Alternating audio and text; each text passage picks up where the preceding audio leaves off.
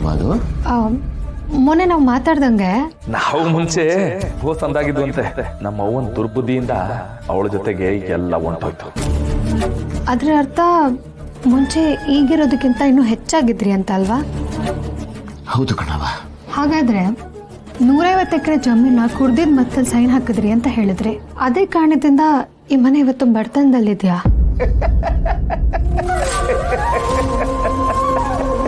150 ಎಕರೆ ಪರವ.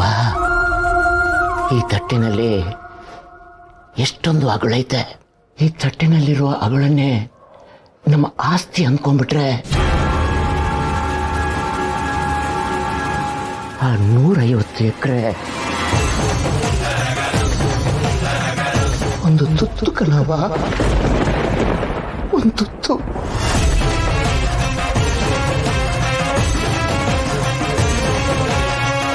ಆ 150 ಎಕರೆ ಜಮೀನು ಇನ್ನು ಶಿವ ಹೆಸರಿನಲ್ಲೇ ಇದೆ ಕಣ.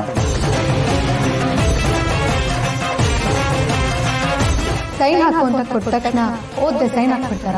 ದೇವ್ರೆ ಬಂದ್ ಪೇಪರ್ ಕೊಟ್ರು ಅದ್ರಲ್ಲಿ ಏನಿದೆ ಅಂತ ಓದ್ಬಿಟ್ಟು ಸೈನ್ ಹಾಕಿ.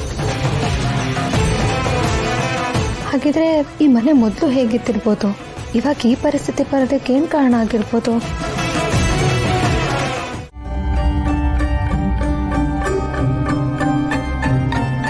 ಏನ್ ಶಾಂತಮ್ಮ, ದೇವಸ್ಥಾನಕ್ಕೆ ಹೋಗಿದ್ಯಾ? ಹ್ಞೂ ಕಣವ, ಈಗಷ್ಟೇ ಬಂದೆ. ಏನಿವತ್ತು ವಿಶೇಷ? ಇವತ್ತು ಯಾಕೋ ಜಾಸ್ತಿನ ಗೆಲ್ವಾಗ ಕಾಣ್ತಾ ಇದ್ಯಾ? ಅಯ್ಯೋ, ವಿಶೇಷ ಇನ್ನೇನವ ಇರ್ತೈತೆ? ಆ ತಾಯಿ ಕೊಡೋ ಪರೀಕ್ಷೆಯಲ್ಲಿ ಇಲ್ಲ ಸೋಲ್ಬೇಕು, ಗೆಲ್ಬೇಕು. ಗೆದ್ರೆ ಮುಂದೊಯ್ತೀವಿ, ಸೋತ್ರೆ ಪಾಠ ಕಲ್ತೀವಿ ಅಂತ ಸುಮ್ಮನಾಗ್ತೀವಿ. ಆದರೂ ಖುಷಿಯಾಗೇ ಇರಬೇಕು. ಅದು ಸರಿ, ನೀನ್ಯಾಕೆ ಸಪ್ಗಿದ್ಯಾ? ಸಪ್ಪಗಿರಂಗ್ ಮಾಡಿದನಲ್ಲ ನನ್ನ ಗಂಡ.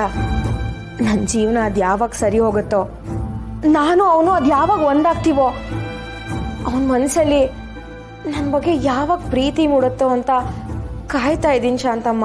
ನೋಡವ ರಶ್ಮಿ, ಯಾಕೋ ನಿನ್ ಪ್ರಯತ್ನ ಸಾಲದು ಅನಿಸ್ತೈತೆ. ಆ ಪಿಂಕಿ ನಿನ್ ಗಂಡನ ತವ ಬರಬಾರ್ದು. ನಿನ್ ಗಂಡ ಹೊರಗಡೆ ಎಲ್ಲೂ ಕಣ್ಣು ಹಾಕಬಾರ್ದು.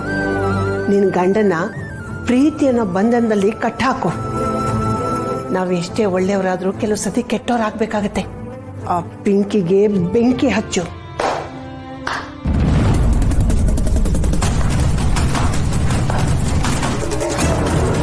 ಅಬ್ಬಬ್ಬಬ್ಬಬ್ಬ, ಶಾಂತಮ್ಮ ಸೂಪರ್ ನೀನು.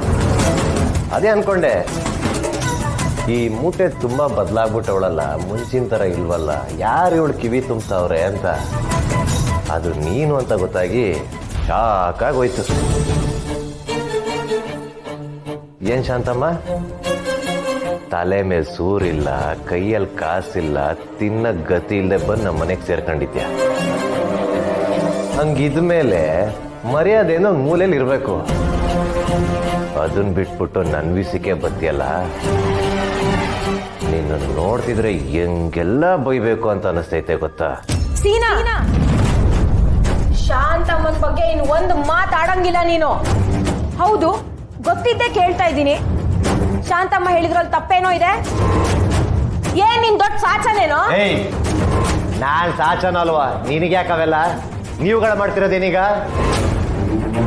ಹೇಳಕ್ ಬಂದ್ಬಿಟ್ಲ. ಏನ್ ಶಾಂತಮ್ಮ, ಸುಮ್ಮನೆ ಇರೋದ್ ಬಿಟ್ಬಿಟ್ಟು ಇನ್ನೊಬ್ರು ಸಂಸಾರದಲ್ಲಿ ಉಳಿಯಿಂತಿದ್ಯಲ್ಲ, ಈ ವಿಷಯ ಏನಾದ್ರೂ ನಮ್ಮ ಅವ್ವಂಗೆ ಗೊತ್ತಾದ್ರೆ ಏನಾಗುತ್ತೆ ಅಂತ ಗೊತ್ತಾ?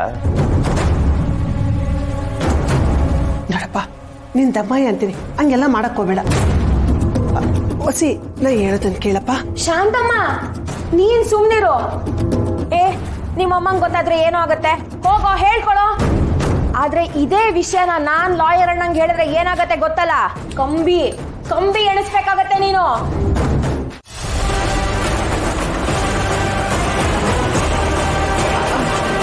ಅಂದ್ರೆ ಹಿಂಗೆ ಆದ್ರೆ ಯಾರು ಉಳಿಯಕ್ಕಿಲ್ವೇನೋ ಅನ್ನಿಸ್ತದೆ ಆಟೆಯ.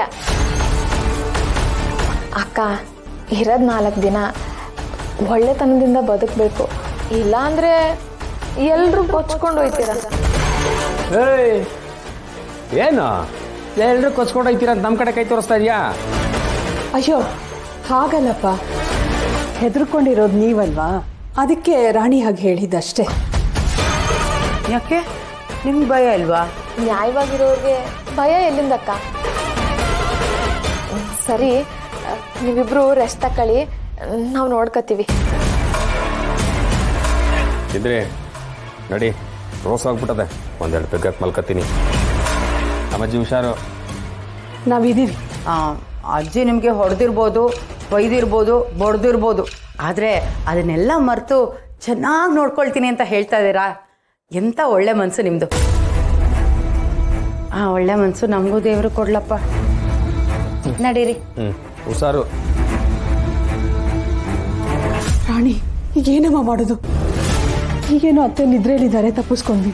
ಎಚ್ಚರ ಆಗ್ಬಿಟ್ರೆ ನಮ್ಮ ಗತಿ ಏನಮ್ಮ? ಅತ್ತೆ, ನೀವೇನು ಹೆದರ್ಕೋಬೇಡಿ.